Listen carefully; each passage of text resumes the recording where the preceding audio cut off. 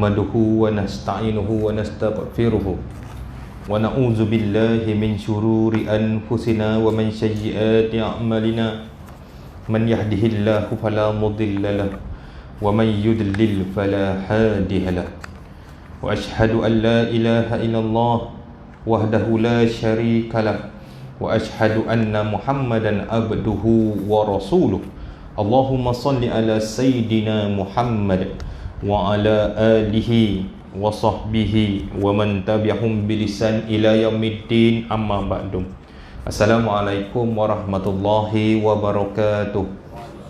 Bersyukur kepada Allah Subhanahu wa taala dengan limpah kurnia dan hidayahnya dapat kita sama-sama berkumpul di dalam satu majlis ilmu, majlis yang penuh barakah. Semoga kita sama-sama dapat manfaat daripada apa yang akan dikongsikan bersama, insya-Allah. Tuan-tuan dan Allah, seperti biasalah kan, lama tak jumpa, 4 bulan tak datang. Last kali pun mungkin bulan 2 rasanya pun sampai kat sini. Dan bila dapat jemputan ni, saya cukup seronok dapat keluar daripada Selangor. Jadi tuan-tuan dan Allah, malam ini nak membicarakan tentang tajuk segeralah beramal. Saya ambil isi kandungan tajuk tu daripada kitab wasiat Imam Ibnu Qudamah. Imam Ibnu Qudamah ada meninggalkan wasiat di antaranya di dalam buku ini. Yang pertama, babnya bersegeralah beramal. Yang kedua ialah perumpamaan dunia. Macam mana tuan-tuan dan Allah, kita ni nak bayang ni, macam mana kita nak bayang kita ni ada di atas muka bumi. Yang ketiga, dia memberitahu ada 4 perkara yang akan merosakkan amalan kita dengan tak sengaja. Dan bab yang seterusnya, amalan-amalan apa yang patut kita lakukan. Dan bab yang seterusnya pun sama juga tuan-tuan, penghargaan kepada anggota tubuh badan kita. Jadi kita mulakan dulu dengan bab yang pertama. Dia, tuan-tuan dan Allah, apabila kita melihat apa yang diingin diterangkan oleh Imam Ibnu Qudamah adalah untuk kesedaran diri kita. Jadi malam ni insya-Allah saya cuba kupas untuk bab yang pertama ni tuan-tuan dan Allah. Kita habiskan, dia ada 4 perkara kenapa kita nak segera beramal. Nak habis ke 4 ini insya-Allah pukul 12 kita habis.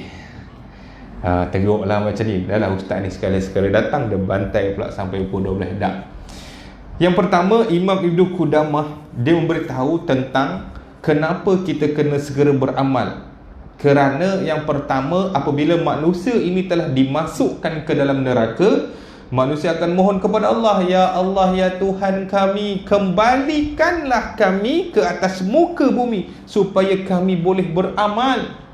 Yang kedua, apabila manusia telah dimasukkan ke dalam syurga, penghuni dalam syurga mohon kepada Allah, ya Allah, ya Tuhan kami, kembalikanlah kami ke atas muka bumi supaya kami nak bertambah amalan-amalan kami. Yang ketiga, apabila manusia ini telah dimasukkan ke dalam liang lahat, pada ketika itu manusia akan berkata dan berdoa kepada Allah, ya Allah, ya Tuhan kami, kembalikanlah kami ke atas muka bumi, akan kami tambah amalan-amalan kami.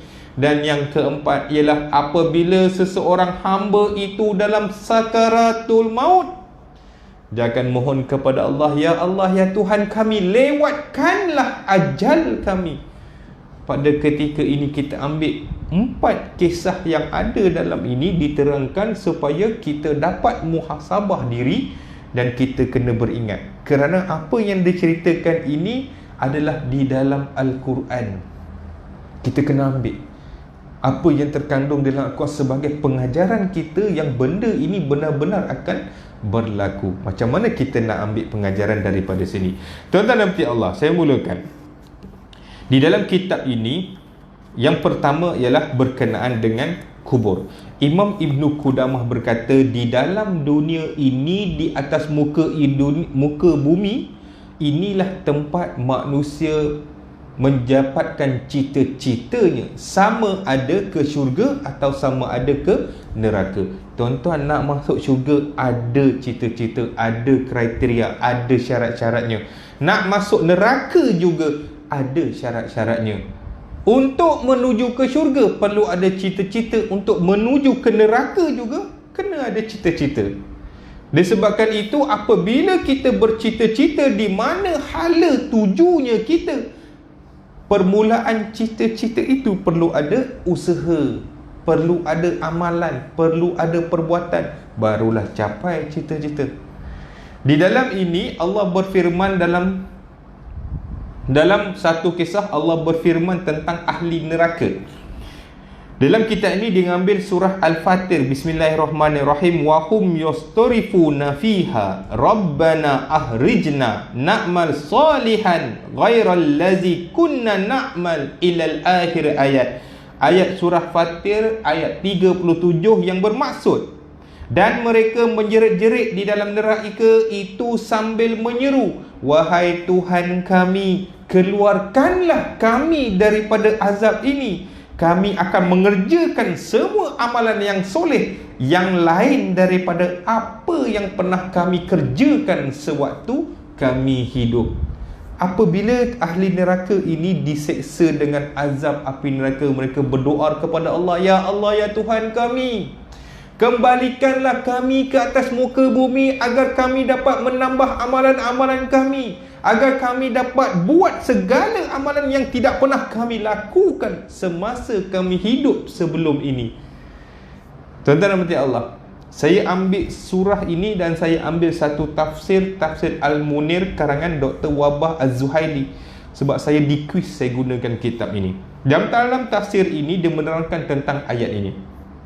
Allah menerangkan keadaan orang yang sedang sengsara di hari akhirat kelak. Di dalam neraka, manusia tidak akan dimatikan untuk kali yang kedua.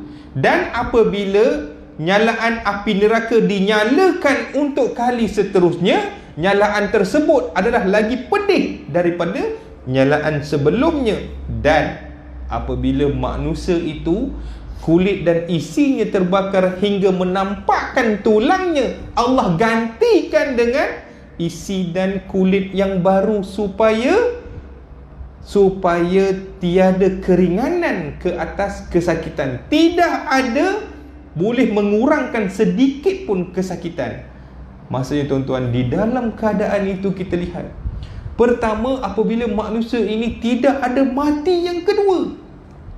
Setelah itu apabila kulit dibakar, isi dah hangus, tinggal tulang, Allah gantikan yang baru supaya kesakitan itu kekal dengan mana kesakitan yang perlu, tidak dikurangkan kesakitan tersebut. Dan apabila nyalaan api neraka itu padam, dinyalakan seterusnya, api itu lagi berat, lagi pedih, lagi seksa daripada api yang sebelumnya. Pada saat itulah manusia yang duduk di dalam neraka akan mohon kepada Allah, ya Allah, ya Tuhan kami, kembalikanlah kami ke atas muka bumi. Hanya kerana apa? Kerana ingin beramal, menambahkan amalan-amalan yang selama hidup dia tak pernah buat, ataupun dia kurang dalam beramal. Dia nak tambah amalan supaya apa? Dapat mengelak daripada azab tetapi sudah lewat. Di dalam ayat ini juga dia menerangkan dalam surah Az-Zukhruf ayat 77, Bismillahirrahmanirrahim, wa nadu ya malik liya'di alaina rabbuka qala innakum makisun. Mereka berseru, wahai malaikat Malik, beritahu kepada Tuhanmu, matikan kami saja, kami tak larat dengan azab ini. Apa malaikat Malik kata? Kekallah kamu di dalam neraka. Pada saat ini manusia yang duduk dalam neraka, yang pertama mohon kepada Allah. Bila Allah tidak tunaikan, mohon kepada malaikat Malik. Malaikat Malik juga tak boleh bantu. Apa yang kita nak buat, tuan-tuan? Disebabkan itu, apabila keadaan ini, Imam Ibn Qudamah memberitahu bahawasanya kita yang masih hidup di atas muka bumi, ambil pengajaran daripada apa yang tertulis di dalam Al-Quran supaya kita beringat. Jangan kita menyesal selepas daripada kematian, kerana tidak ada lagi kehidupan, tidak ada lagi pengharapan untuk kita kembali ke muka bumi. Kerana apa, tuan-tuan? Di dalam ini juga dia letakkan surah Al-An'am ayat ke-27. Iaitu maksudnya, dan sesungguhnya ngeri jika engkau melihat ketika mereka didirikan di tepi neraka untuk menyaksikan azab yang sedang berjalan di dalam neraka tersebut.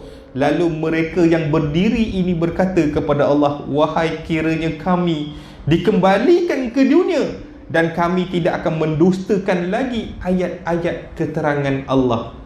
Apabila penghuni neraka, bakal penghuni neraka didirikan di tepi-tepi neraka, pada saat itu mereka dah mohon kepada Allah, andainya dapat kami dikembalikan ke atas muka bumi, sudah pasti kami tidak akan dustakan satu pun ayat-ayat Allah, tetapi telah terlewat. Di dalam surah Al-An'am ayat ke-27, saya ambil juga tafsir Al-Munir, apa yang dikatakan oleh Dr. Wahbah Az-Zuhaili. Di dalam tafsir Al-Munir, dia berkata, Allah berkata, sekiranya mereka ini dikembalikan ke dunia, sudah pasti mereka akan melakukan kekufuran dan kesalahan yang mereka telah lakukan sebelum ini.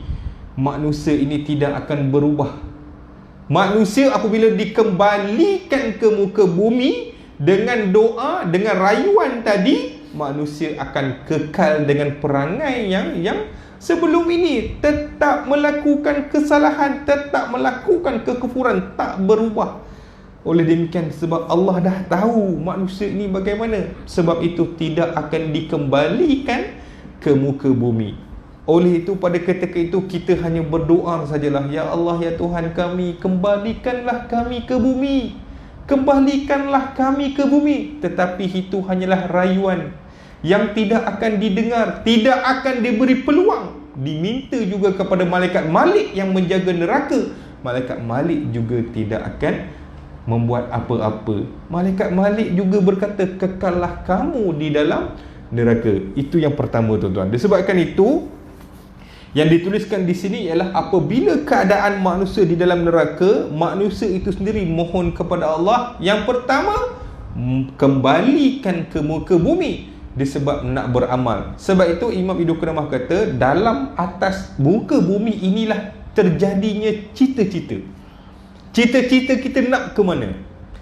Nak ke neraka, kena ada syarat. Nak ke syurga, kena ada syarat. Di manakah hala tuju kita? Tujuan itu kita nak sampai asalnya bermula daripada di atas muka bumi.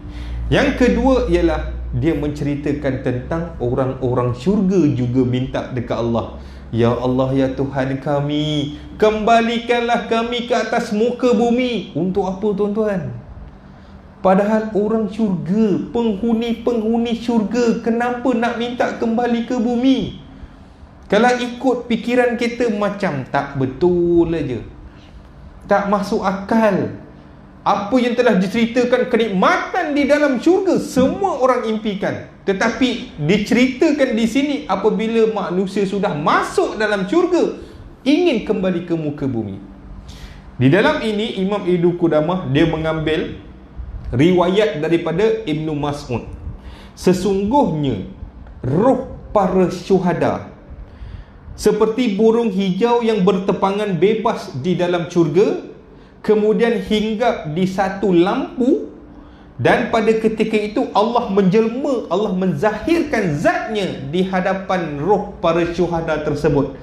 Lalu Allah bertanya, wahai hambaku yang beruntung, yang merasai nikmatku di dalam syurga, mintalah sesuatu yang mungkin engkau ingin minta kepadaku. Apa roh ini minta, tuan-tuan? Roh ini hanya minta kepada Allah, ya Allah, ya Tuhan kami, kembalikanlah kami ke atas muka bumi, kerana akan kami tambah amalan-amalan kami, supaya apa yang kami rasai nikmat di dalam syurga ini, kami dapat merasai lebih daripada itu. Tuan-tuan, kita bayangkan pada saat ini, kenapa manusia minta dikembalikan ke atas muka bumi? Kerana apa? Kerana amalan yang kita buat, kita dapat balasan. Apabila kita terima balasan, kita merasakan, tak boleh jadi, tak cukup ni. Kita minta kembali. Kerana apa? Amalan-amalan ini hanya dikira, hanya dicatat apabila kita masih berada di atas muka bumi. Selepas itu tiada lagi amalan yang perlu kita buat. Sama juga ada satu kisah, yang mana kisah ini menceritakan tentang penghuni syurga yang paling bawah. Syurga ini ada beberapa jenis syurga, dan kisah ini menceritakan penghuni syurga yang duduk di paling bawah. Dengan nikmat yang Allah berikan, dengan segala bentuk nikmat, penghuni syurga ini cukup bersyukur. Tetapi pada satu ketika, penghuni syurga di tingkat bawah ini, dia terbau satu titisan haruman yang mana selama ini dia duduk dalam syurga, dia tak pernah bau. Mereka saling bertanya, di manakah datang punya bau ini? Kita ni kan dah duduk lama dalam syurga, tak pernah pun bau ni. Mana datang satu titisan yang cukup harum? Lalu dia bertanya dengan malaikat, wahai malaikat, mana datangnya bauan haruman ini? Malaikat berkata, ini adalah satu titisan haruman yang jatuh daripada pemilik penghuni syurga di tingkat atas. Jadi penghuni syurga ni terkejut, ya Allah, dengan kenikmatan yang kami dapat ini, ada orang lain yang menikmati hidangan ataupun nikmat yang lebih hebat. Maknanya penghuni syurga di tingkat atas. Lalu dia bertanya kepada malaikat, wahai malaikat, apakah amalan manusia ini yang menyebabkan dia masuk di tingkat atas? Dia masuk pada syurga yang di tingkat atas. Malaikat menjawab, amalannya sama macam kamu semua. Amalan penghuni syurga di tingkat atas sama seperti kamu semua. Tetapi penghuni syurga di tingkat atas apabila beramal, dia telah melebihkan zikirnya kepada Allah. Sentiasa berzikir. Dia solat, sama juga dia solat, berpuasa, zakat, semua dia buat. Tetapi amalannya adalah lebih kepada zikir kepada Allah. Dan akhirnya penghuni syurga yang paling bawah ini berkata kepada malaikat, wahai malaikat, beritahu kepada Tuhan kamu, kembalikan kami ke atas muka bumi supaya kami dapat bertambah beramal dan kami ditempatkan di tempat yang lagi hebat. Kenapa tuan-tuan? Disebabkan itu mereka baru terfikir yang pada waktu ketika mereka di dunia, mereka kurang beramal. Jadi seolah-olah ini membayangkan kepada kita, kenapa apabila kita di atas muka bumi ini kita tidak ambil peluang. Dengan masa yang ada, kita lalaikan dengan masa yang ada. Kenapa? Di atas muka bumi dengan pelbagai dugaan, hanya keimanan kita lah yang boleh menentukan sejauh mana amalan kita boleh lakukan. Jadi oleh demikian, dua kisah ini, penghuni neraka dan penghuni syurga, itulah kenapa Imam Ibn Qudamah suruh kita segera dalam beramal. Dan yang ketiga ialah, kita ambil dalam ini, dia mengambil satu kata-kata daripada Ibrahim At-Taimi. Dulu tuan-tuan, ahli ibadat ini, kalau kita boleh berkata ahli ibadat, adakah di kalangan ahli ibadat ini dia selalu menyepi. Dia mengasingkan diri. Dia mengasingkan diri, dia bermunajat kepada Allah, berzikir kepada Allah, dia muhasabah diri kepada Allah dengan seorang diri. Dan kadang-kala apabila mereka lakukan sampai menitis air matanya. Kerana apa tuan-tuan? Kerana mereka dapat menghayati. Di dalam ini juga dia menceritakan ada seorang ahli ibadat yang mana dia boleh dapat merasakan, membayangkan dia sedang duduk di dunia, dia sedang duduk di syurga, dan juga dia sedang duduk dia duduk di dalam neraka. Aku bayangkan diriku berada di syurga dengan memakan buah-buahan yang sedap, memeluk bidadari. Aku mohon kepada Allah apa saja dimakbulkan. Dalam kenikmatan tersebut yang aku rasai, tiba-tiba aku bertanya pada diriku, wahai diriku, engkau berada di dalam syurga sekarang. Sekiranya dibenarkan engkau minta kepada Allah, apa lagi yang kau nak minta? Di saat ini, ahli ibadat ini yang merasakan dirinya di dalam syurga, dia berkata, aku akan mohon kepada Allah supaya dikembalikan ke atas muka bumi, dan aku membuat tambah amal ibadatku supaya aku bila kembali ke dalam syurga aku berdapat menambah lagi kenikmatan-kenikmatan yang aku rasai. Itu yang pertama. Dan ahli ibadat ini juga berkata, wahai diriku, engkau sekarang berada di dalam neraka. Engkau telah minum air neraka yang paling panas pada ketika itu. Engkau telah memakan buah zakum yang ada di dalam neraka, dan engkau telah dibakar dengan api neraka. Wahai diriku, sekiranya engkau berpeluang, mohon kepada Allah apa yang kau nak minta. Ahli ibadat dia kata, aku akan mohon kepada Allah supaya aku dikembalikan ke atas muka bumi. Aku akan buat amalan dan dapat mengelak daripada masuk ke dalam neraka tersebut. Dan yang ketiga, ahli ibadat ini berkata, wahai diriku, engkau sebenarnya memang ada di atas muka bumi. Engkau tunggu apa? Beramallah. Maksudnya apa tuan-tuan? Apabila kita ni kadang-kadang, apabila kita sedang menyepi ataupun kita boleh merasakan, menghayati atau muhasabah diri, di mana kadang-kadang kalau kita dapat menyesali dosa-dosa kita tuan-tuan, dia boleh mendatangkan satu keinsafan, satu rahmat yang Allah berikan. Sama ahli ibadat ini, dia merasakan dirinya di syurga. Dia dah bayangkan, dia kemudian dia bayangkan neraka, dan akhirnya dia berkata, wahai diriku, engkau memang hidup lagi, engkau tak mati lagi, kau tunggu apa? Beramallah. Itu menandakan apa tuan? Dia cuba nak memberikan semangat kepada dirinya supaya dia boleh beramal dengan apa yang dia rasai. Dia cuba merasai duduk dalam neraka, dia cuba merasai duduk dalam syurga. Keputusannya apa tuan-tuan? Beramallah segera sebelum benda kedua-dua itu menjadi kenyataan. Itu di antara maknanya dia ada buat satu penghayatan di dalam dirinya. Dan yang ketiga ialah, pertama tadi kubur, kedua tadi syurga, yang ketiga kita masuk kepada pertama syurga, kedua neraka, ketiga ini kubur. Macam mana tuan-tuan kisah dia? Imam Ibn Qudamah mengatakan, sesetengah para salaf menggali kubur sendiri. Menggali kubur sendiri, dan apabila dia sudah menggali, dia baring dalam liang lahat tersebut seolah-olah seperti mana terbaringnya seorang jenazah. Ahli salaf ataupun ahli ibadat ini korek lubang sendiri. Dia buat macam mana lubang kubur tersebut, dia baring dan dia kambus. Pada saat ini ahli ibadah ini berkata, wahai diriku, engkau berada di dalam kubur sekarang. Engkau telah merasai kegelapan, kau telah merasai suasana kubur yang sebenar. Sekiranya diberikan peluang untuk berdoa kepada Allah, apa yang kau nak minta? Ahli ibadat ini dia berkata, ya Allah, ya Tuhanku, kembalikanlah aku ke muka bumi supaya aku segera beramal.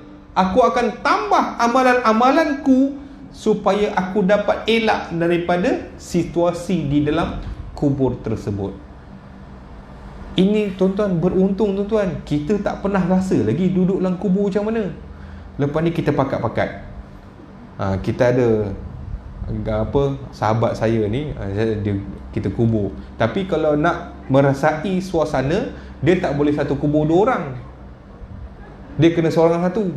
Kalau dua orang dia tak jadi. Ada geng. Dalam kubur akan keseorangan. Tidak ada yang menemani kita di dalam kubur. Sebab itu apabila suasana ini tuan-tuan, apa yang diceritakan dalam kitab ini, kalau tuan-tuan buka YouTube selepas ini, ada dua kejadian. Dalam YouTube ada dua kejadian yang mana dia kambus hidup-hidup, dan dia bangun, dia nak cuba ceritakan macam mana pengalaman dia. Yang pertama, seorang hamba ini, dia ditanam hidup-hidup bersama dengan seekor tikus. Tikus itu diletak dalam buluh. Dia masukkan tikus, dia bagi lubang, dia letak dalam buluh. Dia tanam bersama-sama hamba Allah tersebut. Dia tanam beberapa jam. Tak silap saya 5 ke 8 jam. Tak saya 8 jam. Apabila bila ditanam, orang ramai ni. Bila dah lama nak tunggu 8 jam, orang tu balik. Bila dah cukup masa, semua datang balik. Bila datang balik, pertama apabila dikorek, manusia itu masih hidup, tetapi tikus di dalam buluh tersebut mati. Apabila manusia ini dibangunkan, kelihatannya baju dia basah kuyup. Bila ditanya apakah keadaan, apakah pengajaran, bagaimanakah situasi, dia tak boleh jawab. Dia kata tak boleh jawab, tak boleh nak dibayangkan. Apa yang didengar, dia kata panas. Salah satu apa yang dia rasai ketika dia di dalam kubur tersebut, dia mengatakan panas. Itu yang pertama. Yang kedua, seorang alim ulama di Indonesia. Dia buat kubur ni, sebelah kubur tu ada satu pentas besar. Memang rancangan tu mungkin dia nak ceritakan macam mana keadaan duduk di dalam kubur. Ulama ini ditanam juga. Selepas di kampus, ulama ini dibangunkan, sama juga kelihatan dia basah. Dan dia dipapah naik ke atas pentas. Apabila mikrofon ni dia bagi, dia kata tak boleh cakap, tak boleh nak cerita, tak boleh nak bayang. Dan akhirnya apabila dia bercakap, dia berzikir kepada Allah banyak-banyak sebelum dia bercakap. Dan satu benda tuan-tuan, dia berkata satu benda panas. Kepanasan ni tuan-tuan, kita ambil surah Al-Ghafir ayat 46. Firman Allah Subhanahu Wa Taala dalam surah Al-Ghafir ayat 46 bermaksud, mereka didedahkan kepada bahang api neraka pada waktu pagi dan petang semasa mereka berada di alam barzakh. Ketika penghuni-penghuni kubur ini berada di dalam kubur, mereka ini akan didedahkan dengan bahang api neraka pada waktu pagi dan petang. Kalau tuan-tuan rajin tengok, ada lagi satu, Mak Saleh pun buat benda yang sama. Orang putih pun kaji benda yang sama tuan-tuan. Orang putih ni tuan-tuan search satu video, dia 2 jam setengah video ni. 2 jam setengah seorang pelakon. Pelakon ada satu je, cerita 2 jam setengah. Itu pun dapat award. Seorang je pelakon tuan-tuan, 2 jam setengah. Yang melihat ni tension. Saya tengok tak habis-habis. Apa pengajaran dia tuan-tuan? Dia mengisahkan seorang sukarelawan yang datang ketika waktu peperangan.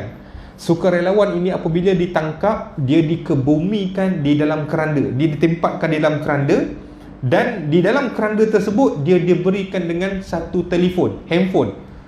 Dia ditanam hidup-hidup. Apabila orang nak kejut orang yang berada di dalam keranda ini, dia bunyikan telefon. Bila telefon tu bunyi, orang tu terjaga. Dan dia kata dia tak tahu di mana. Dia nyalakan handphone, ada lampu. Dia kata dia sedang berada dalam kotak, tetapi dia tak tahu di mana.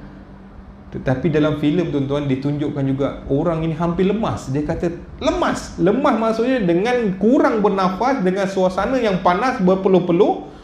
Maknanya kita tahulah keadaan dia bagaimana. Itu orang putih pun mengkaji macam mana keadaan orang yang di dalam kubur. Disebabkan itu apabila yang dikisahkan di dalam kitab ini, seseorang yang berada di alam kubur pun mohon kepada Allah, ya Allah, ya Tuhan kami, kembalikanlah kami ke atas muka bumi supaya kami boleh menambah amalan-amalan kami. Jadi kita ni masih belum ada tuan-tuan. Masih belum ada, pengalaman pun belum ada. Kalau ada pengalaman mungkin kita boleh bagi nasihat dekat kawan-kawan. Kalau tuan-tuan suruh saya pun takut. Tetapi itulah pengalaman orang ahli ibadat ini. Kadang-kadang apabila dia dah jemu beribadat, dia nak merasai macam mana hadis-hadis Rasulullah bagi tahu, dia cuba nak memahamkan dengan dia sendiri memasuk di dalam kubur tersebut. Dan dia dapatlah rasa. Itu baru 8 jam ataupun baru sehari, belum lagi berhari-hari. Jadi tuan-tuan dan puan-puan, ini adalah satu benda yang mungkin kita boleh lihat. Dan kita lihat sebuah hadis yang diriwayatkan oleh Imam At-Tirmizi.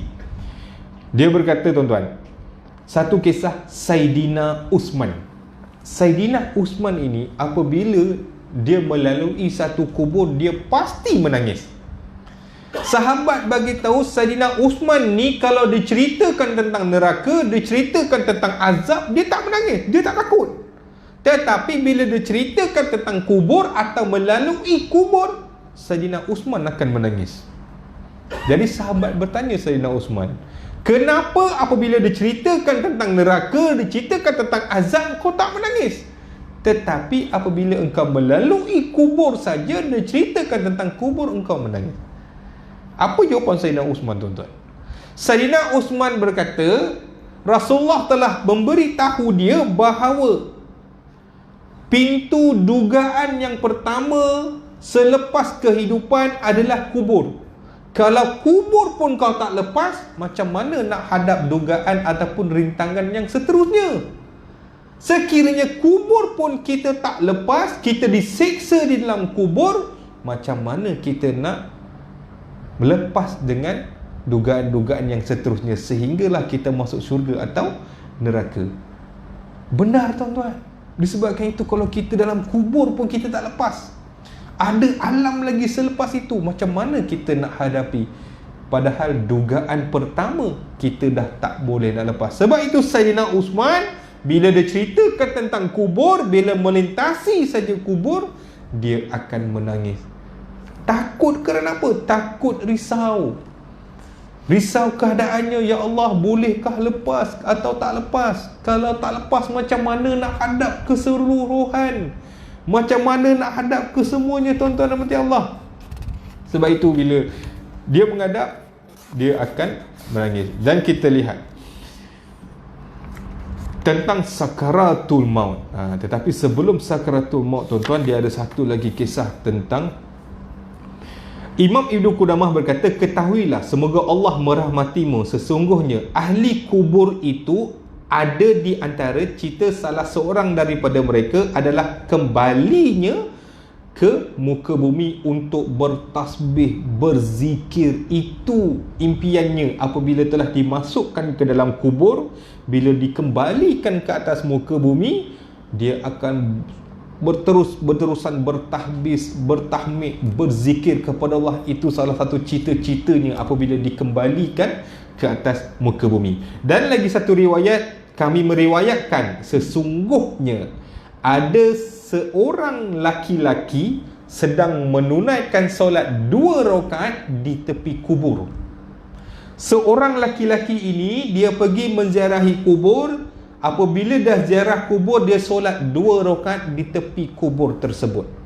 Dan apabila dia solat, dia sandar di kubur, dia tertidur.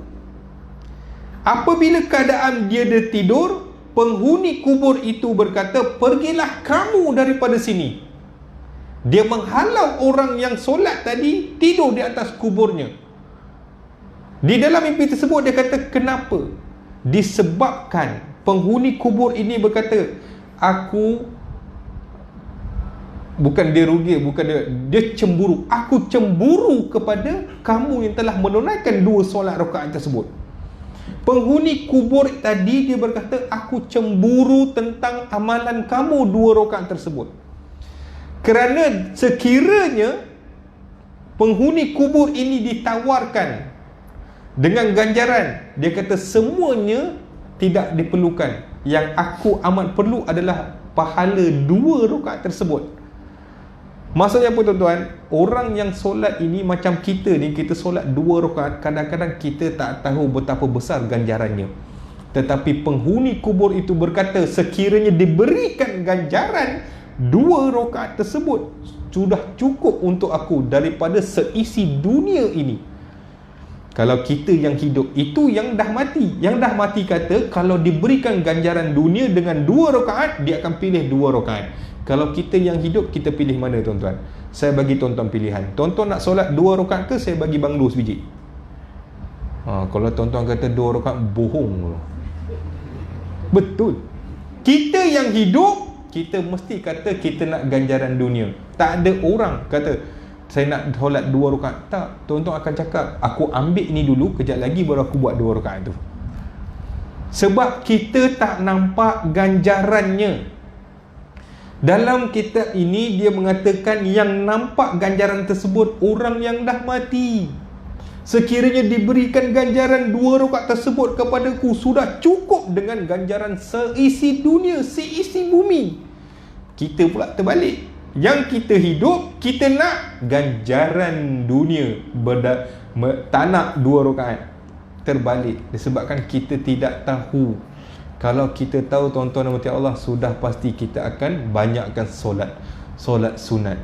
Kenapa? Orang kubur nak sangat, mestilah besar ganjaran dia. Cuma kita tidak diperlihatkan, tetapi mereka telah diperlihatkan. Dan seterusnya, tuan-tuan dan puan-puan Allah,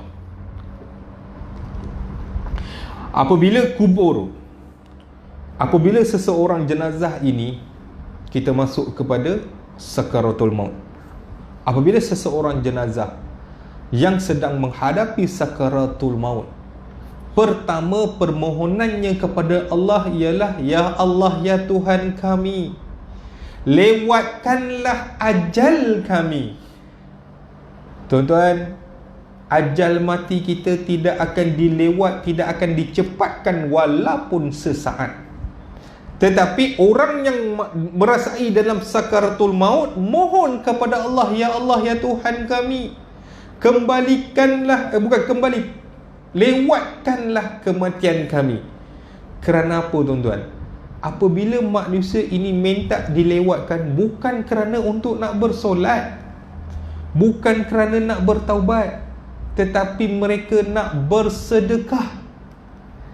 Mereka nak bersedekah di saat nyawanya di penghujung. Dia mohon kepada Allah, lewatkan kematian supaya kami sempat bersedekah. Akan kami bawa semua harta kami, bawa semua kepadamu. Tetapi pada saat itu kematian tidak akan dilewatkan dan tidak akan dicepatkan. Ada satu kisah, Rasulullah bagi tahu dekat sahabat. Dia berkata, wahai sahabat, apabila seseorang anak Adam, hamba-hambaku yang telah mati, mereka akan menghadap. Allah akan bertanya kepada hamba tersebut, wahai hambaku, harta yang aku berikan kepada kamu di atas muka bumi, apa yang kamu lakukan? Hamba ini akan menjawab, ya Allah, ya Tuhan kami, harta yang kau telah berikan kepada kami telah kami jaga dengan elok, telah kami tambah jumlahnya, dan telah kami simpan di tempat yang paling selamat.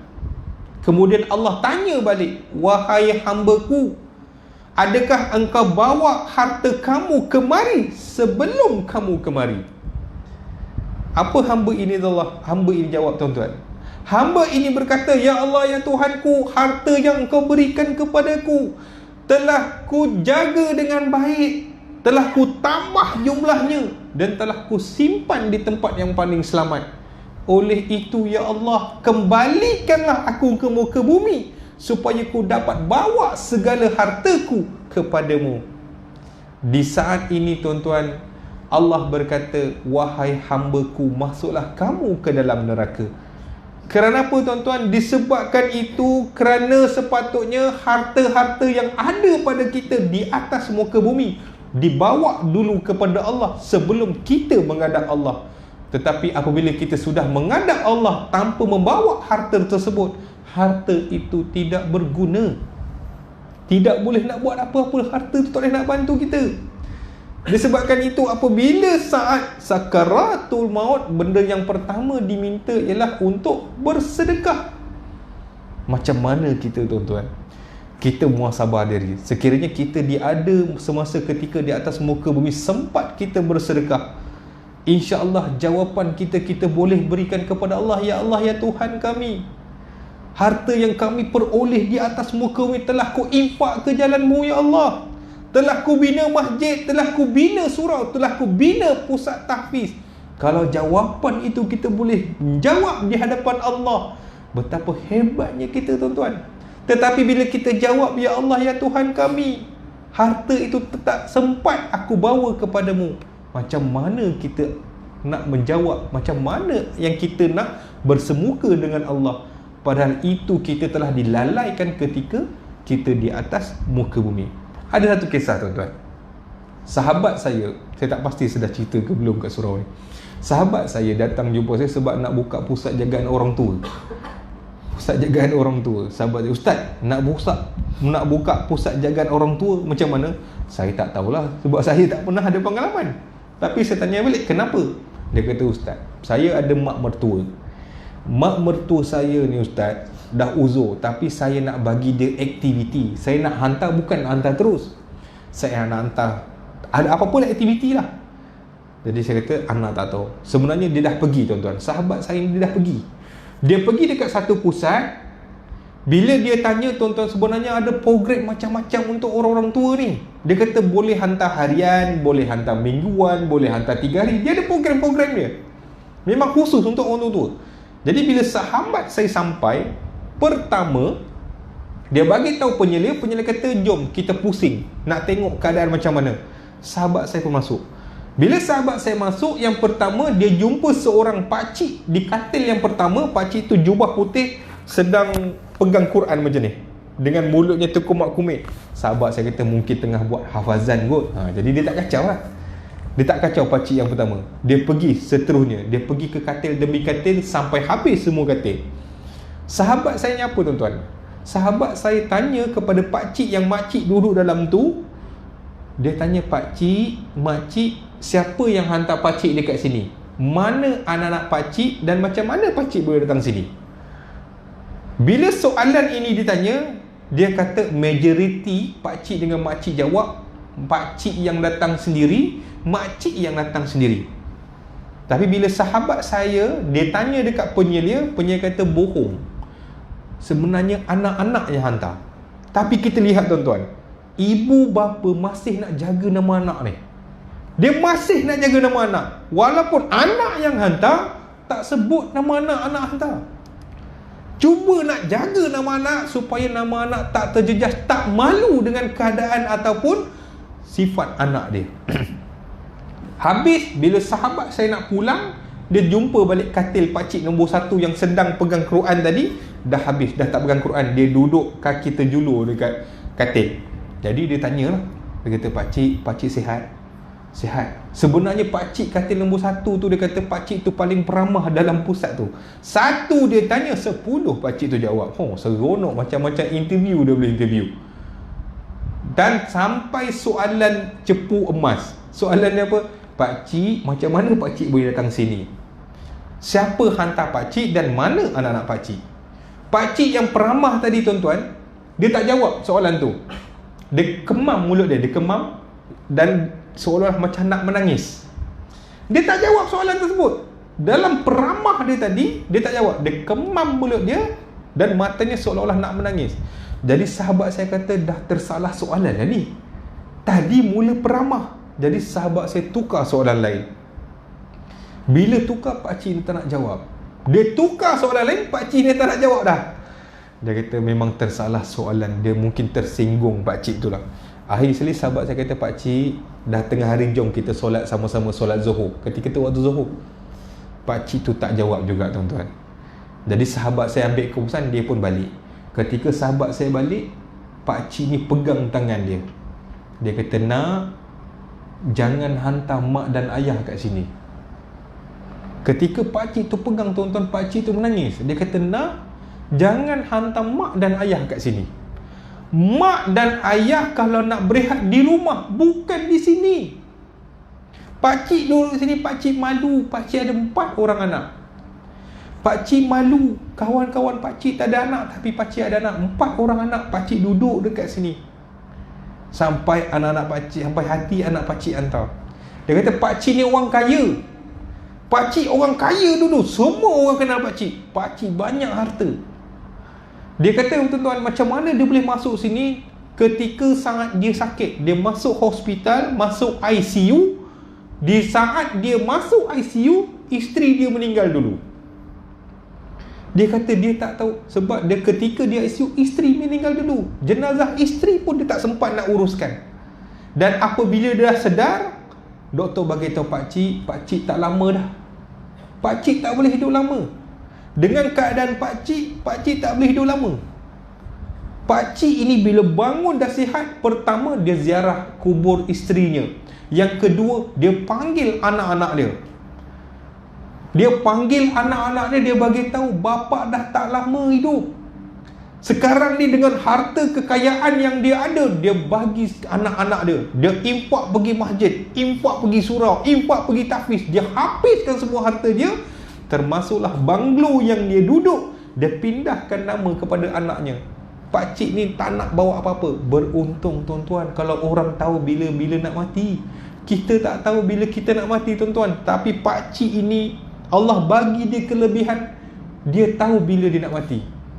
Tuan-tuan, kalau kita tahu besok kita akan meninggal, malam ni tuan-tuan akan solat 24 jam tak berhenti. Tuan-tuan akan berdoa, menangis kepada Allah, buat solat taubat. Kenapa? Kita tahu besok kita nak meninggal. Tetapi itu hanyalah mimpi. Kita tak tahu bila kita nak meninggal. Tetapi pakcik ini bila diberitahu bila nak meninggal, sempat tuan-tuan. Sempat. Dia habiskan semua hartanya. Dia nak mati, tak nak ada harta. Pakcik yang kata apa tuan-tuan? Selepas 2 tahun, dia serahkan semua hartanya kepada anak-anaknya. Dia tak mati-mati lagi. 2 tahun tuan-tuan. Harta dah habis. Dah bagi ke anak. Dan tahun kedua, rumah banglo yang dia duduk, anak dia jual. Dia tak ada tempat duduk dah. Sebab lepas daripada dia infakkan, dia semua serahkan harta, anak-anak dia anggap dia dah mati. Masuk tahun kedua, rumah yang dia duduk tu anak dia jual tuan-tuan. Dia kata pakcik tak ada tempat duduk dah. Bila pakcik tak ada tempat duduk, kawan dia datang, jom satu tempat yang paling best. Inilah tempat yang kawan pakcik tunjuk. Sahabat saya tanya, kawan pakcik tu mana? Kawan pakcik pun dah meninggal. Pakcik tak meninggal lagi. Dan dia kata apa tuan? Dia duduk pusat ni 8 tahun. 2 tahun di rumah, 8 tahun di pusat jagaan. Anak tak datang tengok.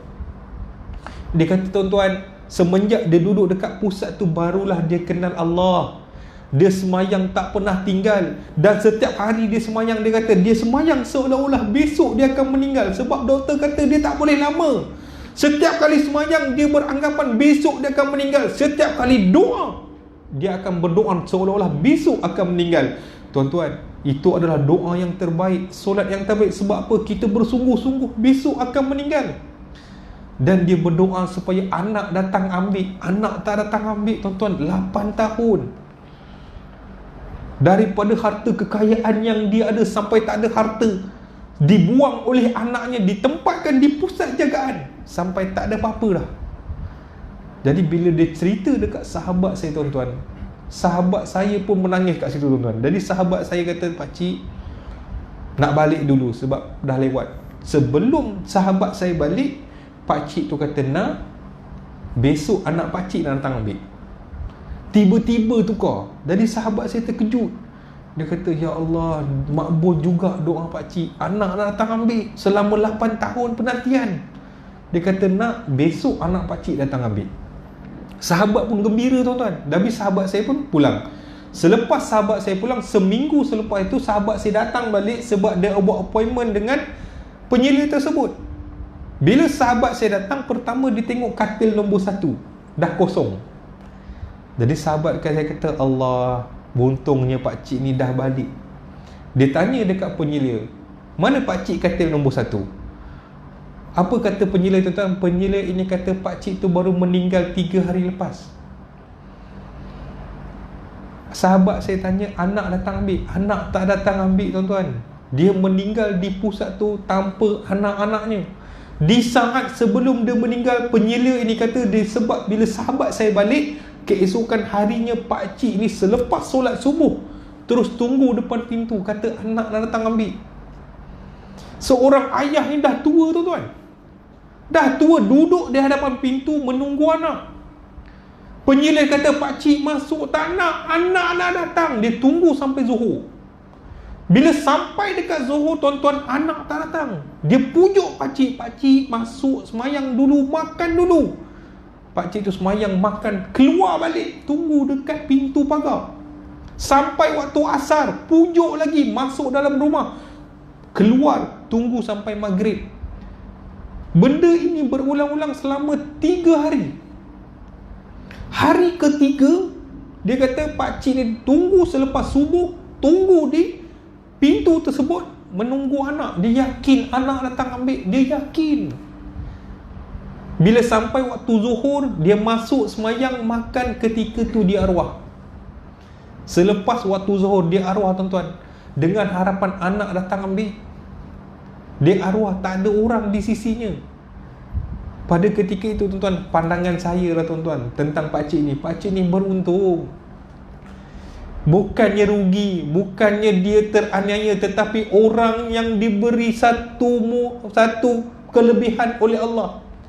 Kenapa tuan-tuan? Pertama, dia sempat infakkan harta dia, yang mana kita ni sayangkan kepada harta, tetapi Allah bagi kelebihan kepada pakcik ni. Allah bagi hidayah, sempat dia infakkan segala hartanya. Yang kedua, kenapa mungkin Allah tak makbulkan anak dia ambil tuan-tuan? Kemungkinan kalau anak dia ambil, anak ni akan merosakkan pakcik ni. Kita bukan tahu kenapa Allah tak makbulkan doanya. Disebabkan mungkin kerana ditempatkan di tempat tersebut dia boleh beramal. Kalau mungkin anak yang datang ambil, anak bawa balik, mungkin pakcik ni punya amal akan terjejas. Dan pada ketika itu 8 tahun dia beramal, dia bersedia untuk mati tuan-tuan. Kita ni belum tentu, kadang-kadang kita solat acuh tak acuh. Kerana apa? Kita tak tahu bila kita nak mati. Tetapi bila satu hamba Allah berikan kelebihan, dia dapat beramal bersungguh-sungguh. Kerana apa? Kesedaran pada dirinya besok dia akan mati. Itu yang amalan yang terbaik. Yang pada kita ni dilalaikan oleh harta. Sebab itu bila tadi orang yang nazak ini, apabila nak mati, dia akan mohon kepada Allah untuk lewatkan kematiannya, untuk menginfakkan harta-hartanya. Pakcik ni beruntung tuan-tuan. Kita ni kita tak tahu, tapi kita mohon kepada Allah supaya Allah bagi hidayah, Allah bantu kita. Macam mana kita nak hidup di atas muka bumi supaya kita dapat menguruskan apa? Mengikut semua arahan-arahan yang telah ditetapkan. Jadi tuan-tuan, sebab itu bila ada empat ini nasihat Imam Ibn Qudamah, kenapa kita kena segera beramal. Yang pertama tadi telah diceritakan, orang di dalam neraka akan mohon kepada Allah, ya Allah, ya Tuhan kami, kembalikan kami ke atas muka bumi. Dia telah menceritakan juga orang yang di dalam syurga menikmati segala nikmat yang Allah beri, mohon juga kepada Allah dikembalikan ke atas muka bumi. Yang ketiga, apabila orang ini telah dimasukkan ke dalam kubur, dengan suasana kegelapan, kepanasan dalam kubur tersebut, hamba Allah ini minta kepada Allah dikembalikan ke muka bumi. Dan yang keempat, apabila saat sakaratul maut, dia mohon kepada Allah dilewatkan kematiannya. Kerana apa? Kesemua ini kerana ingin menambahkan amalan-amalan, nak menyegerakan amalan, nak menggunakan semua masa yang ada ini khas untuk amalan bermunajat kepada Allah. Oleh demikian, kita kena ikut saranan ini, kita ambil pengajaran, supaya kita ini tuan-tuan, Allah bagi satu semangat kepada kita, hidayah kepada kita, supaya kita boleh beramal, menyegerakan, tidak lagi kita tangguh-tangguh, dan kita merealisasikan segala arahan yang telah diturunkan kepada kita. Jangan kita mengikutkan hawa nafsu tuan-tuan dan Allah. Jadi tuan-tuan dan Allah, itu yang mungkin boleh saya kongsikan di dalam buku ni tuan-tuan. Sebab itu buku ni dia wasiat ni, dia ada banyak. Yang seterusnya tuan-tuan boleh bayangkan macam mana kita nak ada di atas muka bumi. Kita tak boleh bayang. Bila kita nasihat, kena ingat kita ni atas muka bumi. Kita ingat sekejap, masuk telinga kiri, tu kiri kanan. Tetapi dia bagi satu perumpamaan kehidupan. Jadi mungkin kita boleh relatekan macam mana kita ada di atas muka bumi ni. Yang baik itu datang daripada Allah, kekurangan itu datang daripada saya sendiri. Saya mohon maaf, mohon ampun sekiranya ada tersalah bahasa. Wabillahi taufiq wal hidayah. Wassalamualaikum warahmatullahi wabarakatuh.